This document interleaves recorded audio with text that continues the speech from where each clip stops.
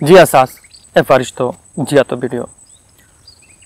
ఈరోజు నేను మీతో చెప్పాలనుకుంటున్నది ఏంటంటే, ఎవరితో అయినా మనము గొడవపడుతున్నప్పుడు కానీ, ఆర్గ్యూ చేస్తున్నప్పుడు కానీ, ఎవరితో అయినా మనం విభేదిస్తూ వారితో చాలా సీరియస్గా మాట్లాడుతున్నప్పుడు కానీ ఎలా ఉండాలి అనేది మీతో చెప్పాలని అనుకుంటున్నాను. చెప్పేదానికంటే ముందు ఒక కథనైతే మీకు చెప్తాను, వినండి. ఒకరోజు పులిని గాడిద వాదించుకుంటున్నాయి. గాడిదేమో గడ్డి నీలం కలర్లో ఉందని చెప్పి వాదిస్తుంది. పులేమో గడ్డి నీలం కలర్లో ఎలా ఉంటుంది, పచ్చ రంగులో కదా ఉండేదని వాదిస్తుంది. అలా ఇద్దరు వాదించుకుంటున్నారు. మన ఇద్దరం వాదించుకోవడం కాదు, పద రాజుగారి దగ్గరికి వెళ్దాము అని చెప్పేసి సింహం దగ్గరికి వెళ్ళినాయి. రాజుగారు మీరే చెప్పండి, గాడిదేమో గడ్డి నీలం రంగులో ఉంటుందని అంటుంది, పులేమో గడ్డి పచ్చ రంగులో ఉంది అని అంటుంది. సో అప్పుడు రాజుగారు ఏం చేశారంటే, అవును గడ్డి నీలం రంగులోనే ఉంటుందని చెప్పేసి గాడిదకి సపోర్ట్ చేసి అక్కడి నుంచి గాడిదని పంపించేశారు.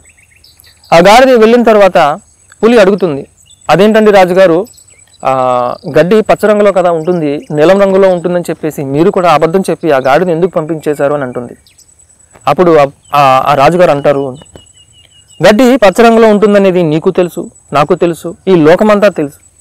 కానీ గడ్డి నీలం రంగులో ఉంటుందని చెప్పేసి వాదించే వారితో నువ్వు వాదించి నీ సమయాన్ని వృధా చేసుకోవడం తప్పు అని చెప్పేసి రాజుగారు అంటారు. ఈరోజు ఈ చిన్న కథ నుంచి మనం ఏం నేర్చుకోవాలంటే, నీ బంధువులతో కానీ, నీ భార్యతో కానీ, నీ భర్తతో కానీ, లేదా నీ తల్లిదండ్రులతో కానీ, నీ అన్నదమ్ములతో కానీ, లేదా నీ ఆఫీస్ కొలీగ్స్తో కానీ, నీ ఫ్రెండ్స్తో కానీ ఎప్పుడైనా నువ్వు వాదిస్తున్నప్పుడు అటుపక్క వ్యక్తి ఎవరి వైపు న్యాయం ఉంటే వారి వైపు మాట్లాడే వ్యక్తా, లేకపోతే అడ్డగోలుగా మాట్లాడుతూ తప్పు తన వైపు ఉందని తెలిసినా కూడా అడ్డగోలుగా వాదిస్తూ కేవలం నిన్ను మాత్రమే నిందించే వ్యక్తా అనేది నువ్వు తెలుసుకోగలగాలి. ఒకవేళ అటుపక్క వ్యక్తి నీ న్యాయం ఎవరి వైపు ఉందో అది చూడకుండా కేవలం తన పంతం మాత్రమే నగ్గాలి, కేవలం తన పట్టుదల మాత్రమే నగ్గాలి, కేవలం తన ఈగో మాత్రమే సాటిస్ఫై అవ్వాలి, న్యాయం ఎవరి వైపు ఉన్నా నాకు అనవసరం, నేను అలా వాదిస్తూనే ఉంటాను, మూర్ఖంగా వాదిస్తూనే ఉంటాను అనే వ్యక్తి అయినట్లయితే ఆ వ్యక్తి నుంచి ఎంత దూరంగా వెళ్ళిపోతే అంత మంచిది. ఆ వ్యక్తితో వాదించడం అనేది నీ మూర్ఖత్వం అవుతుంది. నువ్వు ఒకవేళ అటుపక్క వ్యక్తి న్యాయం చూసి మాట్లాడే వ్యక్తి అయితే, అటుపక్క వ్యక్తి తన ఈగోని పక్కన పెట్టి నిజమే కదా, నాది తప్పు ఉంది కదా, నాది తప్పు ఉన్నప్పుడు నేను వాదించకూడదు కదా, నాది తప్పు ఉంది కదా, నేను ఆ తప్పుని ఒప్పుకోవాలి కదని చెప్పి అనుకునే వ్యక్తి అయితే ఆ వ్యక్తితో నువ్వు వాదించిన ఒక అర్థం ఉంది. మూర్ఖులతో మనము వాదించకూడదు.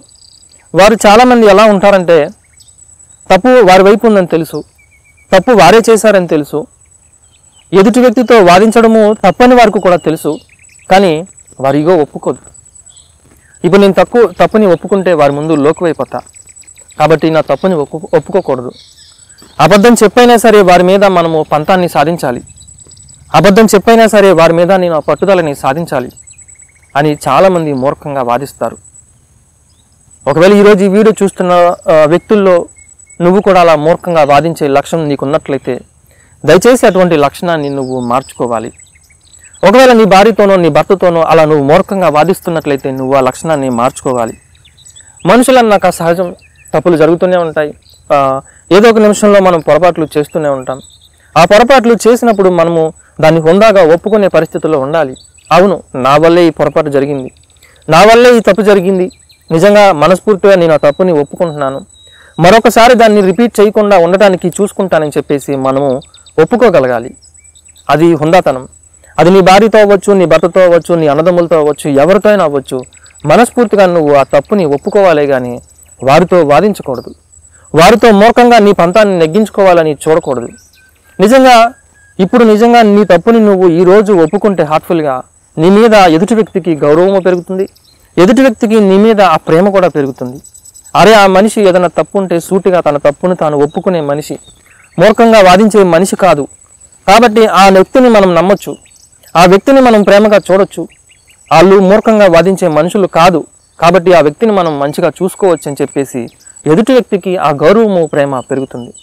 కాబట్టి ఒకవేళ ఈ వీడియో చూస్తున్న నువ్వు మూర్ఖంగా వాదించే లక్షణం నీకున్నట్లయితే ఆ లక్షణాన్ని మార్చుకుంటావని చెప్పి ఆశిస్తున్నాను.